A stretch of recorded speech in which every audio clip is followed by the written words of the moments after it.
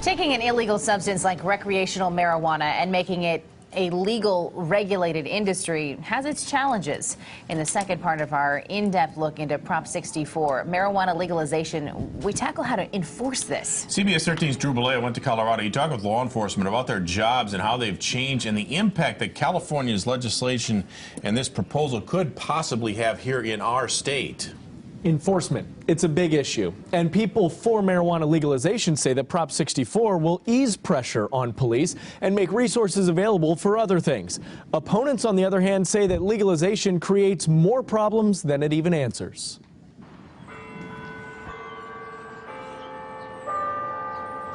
Denver gets 300 days of sunshine a year. But neighboring Greenwood Village Colorado Police Chief John Jackson says there is a dark cloud hanging over the state. What people are saying is, I voted for it, but I didn't vote for that. He says problems, known and unknown, about marijuana legalization are coming to light. In Colorado, possession of 1 ounce of marijuana is legal.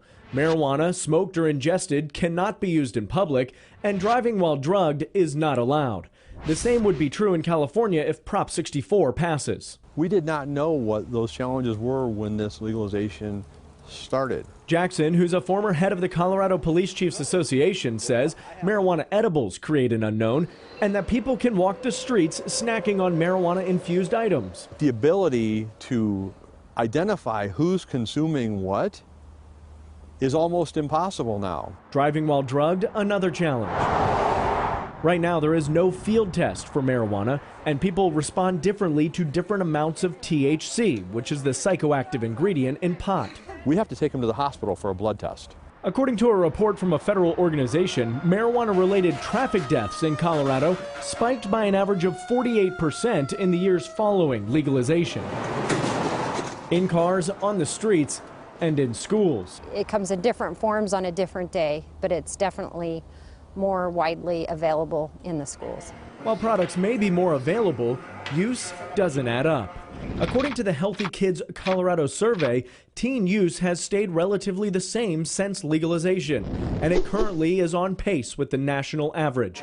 Adult use, though, is slightly up. That demand is being met by a legitimate market of licensed businesses instead of cartels and criminals. Supporters of marijuana legalization include Mason Tvert with Colorado Marijuana Policy Project.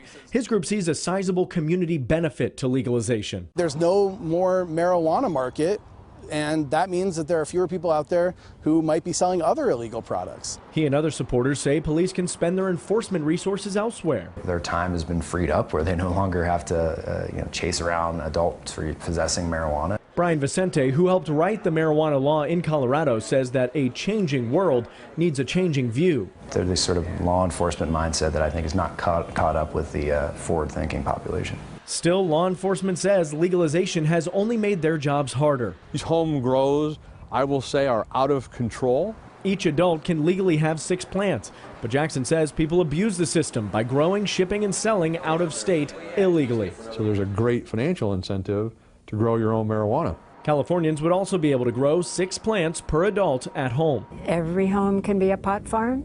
We're extremely concerned. It's a main talking point for Carla Lowe with California's Citizens Against Marijuana Legalization. It's a legal black market. That's what Prop 64 establishes.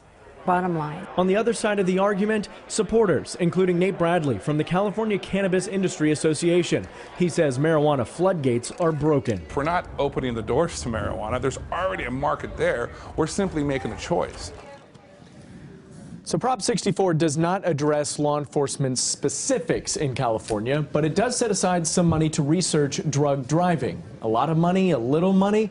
We're going to break that down, and the business aspects and tax implications of Prop 64, that's going to be tomorrow. We are in uncharted territory here, aren't we? This is really going to be a new world for us, I think, as we move forward. Colorado's gotten a taste.